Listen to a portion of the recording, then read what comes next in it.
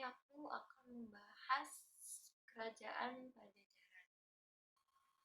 Sekitar tahun 1400-an, kerajaan Majapahit mengalami kehancuran yang disebabkan oleh perebutan tahta antar saudara yang terus terjadi. Sehingga banyak masyarakat dari kerajaan tersebut mencari naungan dari kerajaan Galuh.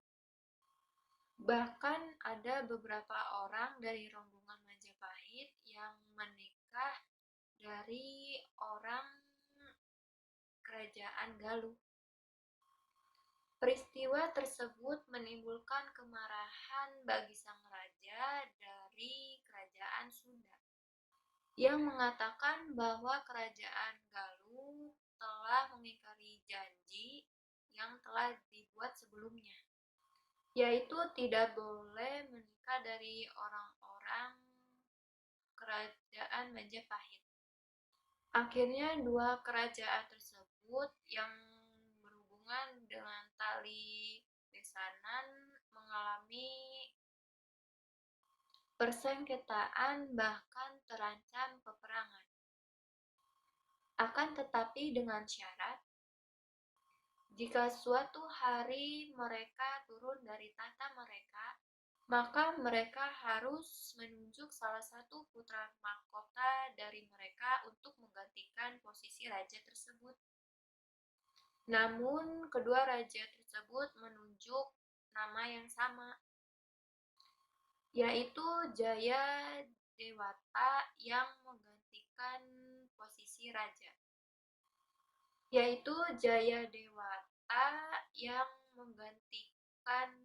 Sebagai raja dari kedua kerajaan tersebut dengan cara menyatukan dua kerajaan tersebut dan satu seorang raja. Raja-raja dari kerajaan Pajajaran yang pertama ada Sri Baduga Maharaja. Prabu Siliwangi merupakan raja pertama sekaligus pendiri kerajaan Pajajaran guna menyatukan dua kerajaan yang mengalami persengketaan. Beliau ditetapkan sebagai raja dengan gelar Sri Baduga Maharaja yang sangat dicintai oleh rakyatnya. Semasa pemerintahannya, beliaulah yang membawa kerajaan Pajajaran mencapai masa kejayaan. Yang kedua, Surawisesa. Setelah Prabu Siliwangi turun tahta sekitar tahun 1521 Masehi, dan yang menggantikannya adalah Surawisesa. Beliau memerintah kerajaan Pajajaran selama kurang lebih 14 tahun dan memenangkan peperangan sebanyak 15 kali. Yang ketiga, Ratu Dewata. Beliau memimpin kerajaan Pajajaran selama kurang lebih 8 tahun. Dari tahun 1535 sampai 1543 Masehi. Yang keempat ada Ratu Sakti. Menjabat sebagai raja keempat dan masa pemerintahannya masih di bawah Pakuan. Beliau memimpin selama kurang lebih 8 tahun dalam masa pemerintahannya. Yang kelima, Ratu Nilakendra.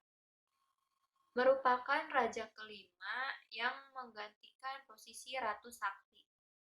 Sekitar tahun 1551 sampai 1567 Masehi. Di masa pemerintahannya, pusat pemerintahan dari kerajaan Majapahit berpindah karena mendapat serangan dari Sultan Hasanuddin. Yang keenam, Prabu Surya Kencana atau Raga Mulia. Merupakan raja yang menggantikan posisi Ratu Nilakendra. Dan pusat pemerintahannya berpindah ke Pandeglang, Banten. Beliau memerintah Pajajaran dari tahun 1567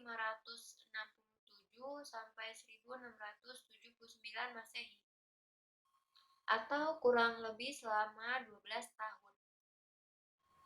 Di masa pemerintahan Raja Siliwangi, kerajaan Pajajaran mengalami perkembangan sangat pesat.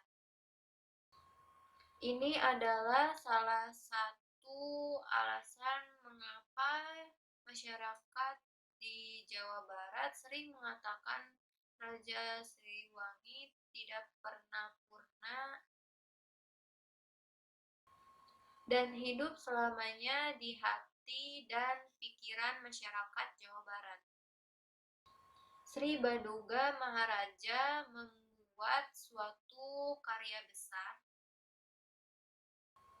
yaitu sebuah telaga yang memiliki ukuran sangat besar dan diberi nama Maharena Wijaya.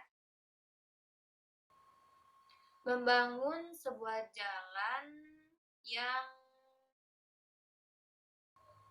digunakan untuk pergi ke ibu kota Pakuan serta Wonogiri. Peninggalan-peninggalan Kerajaan Majapahit yaitu prasasti batu tulis terletak di daerah Kelurahan Batu Tulis, Kecamatan Bogor Selatan. Lebih tepatnya ada di komplek yang berukuran 17 dikali 15 meter. 2. Prasasti Kebon Kopi 2. 3. Situs Karamulyan.